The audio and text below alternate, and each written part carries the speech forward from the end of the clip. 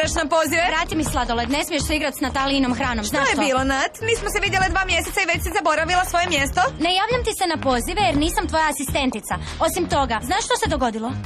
Dobro, Nat, nitko ne bi trebao biti zlopamtilo, znaš? Osim toga, gledaj, vidiš li nešto drugačije? Imaš ruž. Dobro, da, osim toga, Nat, razmišljala sam baš puno. Jako mi nedostaješ i trebam te. Trebam te da budeš uvijek u mojoj blizini. Jel to istina? Da, Nat, od sad ćeš imati mjesto koje zaslužuješ. Idemo. Zato mi sad nosi torbicu jer sam potpuno iscrpljena. Trebam te da mi odeš po haljinu koju ću večeras nositi. I još nešto.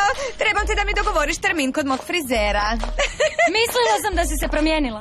Natalija, nisam od tebe tražila da me šminkaš i uređuješ. Ne misliš li da je to velika promjena? Javi se. To je sigurno netko od mojih fanova. Izluđuju me, zovu cijelo vrijeme. malo. Kad sam divna. Ne, ja sam Nati. Antonio! U redu, krećemo. Vidimo se. Nat, Antonio je sigurno želio da budem glavna uloga za sljedeći nastup. Ne, Antonio želi da obje dođemo u studio. Idemo. Kakva je to beskrajna sreća. Ne mogu vjerovati, Nat, nastava još nije ni počela, a ja već imam toliko obaveza.